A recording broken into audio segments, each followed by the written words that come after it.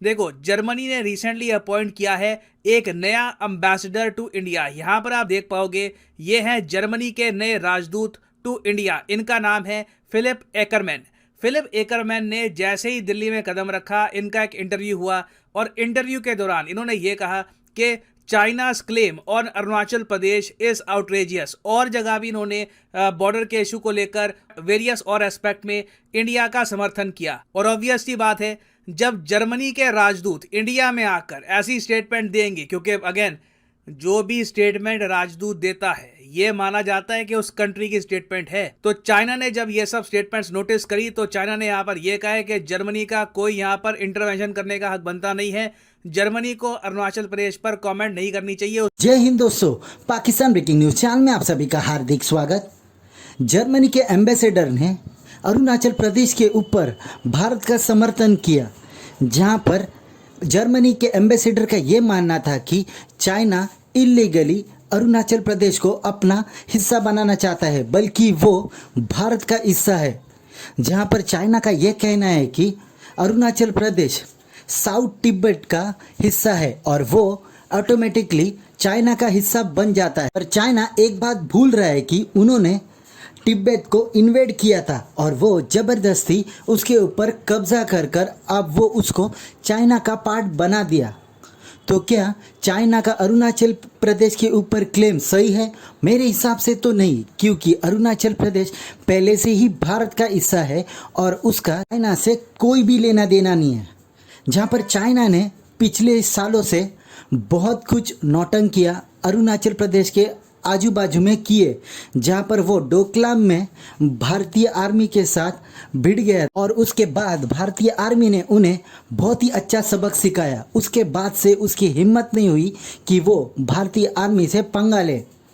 तो क्या दुनिया भारत का समर्थन करेगी जैसे जर्मनी ने भारत का समर्थन किया था अरुणाचल प्रदेश के ऊपर? ये तो आने वाला कल ही बताएगा।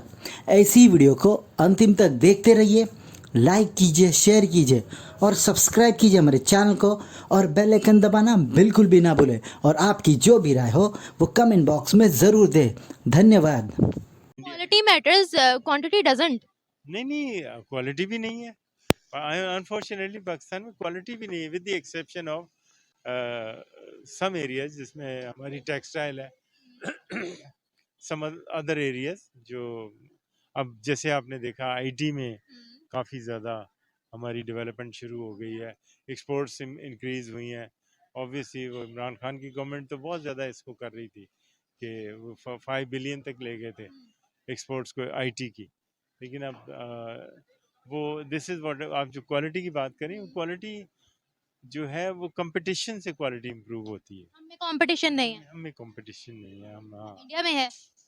इंडिया इंडिया एक्चुअली आप दे आपको बताऊं, जितने भी इस वक्त टॉप के जो वो है ना एग्जीक्यूटिव्स, वो इंडियन है अमेरिका में। अब जी जैसे गूगल का, और ये अल्फाबेट एक कंपनी है, गूगल ही की कंपनी है, उसका जो उसका नाम सुंदर पिचाई है। Would you believe? हाँ हाँ, जी जी, उसकी आप जस्ट इमेजिन उसकी जो net daily income, daily salary है 3.5 करोड़ रुपए पाकिस्तानी। वो इस लेवल का बंदा है। इस तरह काफी हैं इंडियन। इतने एक्सपर्ट्स उनकी कंट्री में होंगे तो कौन नहीं चाहेगा कि इंडिया हमारे साथ। आईआईटी है बेसिकली जो उनकी जो आईटी की बहुत बड़ी कॉलेज है, बहुत अच्छा कॉलेज है वो। अच्छा, वो देखें हर जगह लिंक्स हैं, फिर उनके पॉलिटिकल लिंक्स भी हैं। अब वो जो है इन्फोसिस जो है वहाँ का एक बहुत बड़ा आईटी का इंस्टीट्यूट भी है, एक्सपोर्टर्स भी हैं। अब वो है, फादर इन लॉ है वो जो अब फाइट कर रहा है उसके लिए, प्रीमियरशिप के लिए यहाँ पे यूके की, जी वो ऋषि सुनक है। अब he might become the prime minister of United kingdom, an Indian. आप ये भी देखिए। लेकिन जो चाइना स्पेशली सिंकियांग के हवाले से है, तो वो बहुत ही अफसोसनाक और बहुत ही ख़तरनाक है। रिपोर्ट में बहुत सारी चीज़ें हैं। मतलब यूनाइटेड नेशन ने चीन पर जो ह्यूमन राइट्स की खिलाफ वर्जियाँ हैं मतलब संगीन खिलाफ वर्जियाँ हैं, उनका इल्ज़ाम लगा है इस रिपोर्ट के अंदर। मैं इंडिया की अगर बात करूं, इंडिया आपके सामने है। इंडिया जिस तरह के अभी तक देखा जाए तो पूरे मुल्क में अगर मैं बात कर लूं तो इंडिया की जो कंट्री है वो किसी को भी टिकने नहीं इस टाइम दे रही। जहां पे एशिया में अगर बात की जाए तो एशिया में एक धूम मच गई हुई थी कि इंडिया जो है वो जो है चाइना को भी क्रॉस कर जाएगी, ठीक है।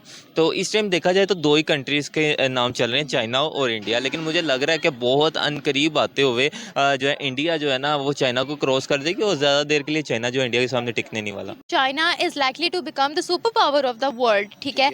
ऐसे में चाइना खुद भी चाहता है कि इंडिया उनके साथ रहे, यूएस और ताइवान को छोड़ते हुए। आप मुझे ये बताएगा इसकी ऐसी कौन सी क्वालिटीज़ हैं जो इस वक्त हर कोई इसी दौड़ में है कि इंडिया का सहारा उन्हें मिले। असल में बात ये है कि जिस तरह आपने बताया कि जर्मनी भी और दूसरे ममालिक भी चाहते ये हैं वो आगे आए, और कि चाइना ये क्लेम करता है कि जो आप बता रहे हैं कि वो पार्ट इंडिया का है। इंडिया का नहीं, चाइना कह रहा है कि वो उसका पार्ट है, जबकि तिब्बत है। साउथ तिब्बत जो है वो चाइना का पार्ट है। जबकि जर्मनी भी ये कहता है और इंडिया भी ये कहता है कि वो हमारा पार्ट है, ठीक है। तो कब्जा भी जो है वो इंडिया का ही वहाँ पे है। तो सर आप मुझे ये बताएगा कि चाइना तो बजाते खुद ये चाहता है कि इंडिया उसके साथ खड़ा रहे, ठीक है। आप मुझे ये बताएगा कि पूरी वर्ल्ड, मतलब अगर हम सुपर पावर्स की बात करें, वेस्टर्न कंट्रीज की बात करें, they prefer to have India. अच्छा, आप मुझे ये बताइएगा कि सब लोग इंडिया को अपने साथ लाना चाहते हैं। ऐसी कौन सी क्वालिटीज आपको उनमें दिखती है कि चाइना खुद भी यही चाहता है कि इंडिया हमारे साथ खड़ा रहे। असल में जो इंडिया है ना, इंडिया अपने मुल्क के साथ ये लोग सिंसियर है। इनकी गवर्नमेंट भी और इनके जो अवाम भी है, दुनिया का सब आबादी के लिहाज से सबसे बड़ा मुल्क है, और उसके बाद चाइना है, ठीक है। पे प्रोडक्ट भी सबसे ज़्यादा जो है इंडिया में बिकती है। कोई भी प्रोडक्ट जो है अगर चाइना में है, यूएस की है या जर्मन की है, किसी भी कंट्री की है, तो चाइना जो है वो इंडिया जो है वो सबसे बड़ा जो है ना इसका जो है ना बायर है। सर अब सवाल मेरा ये बनता है कि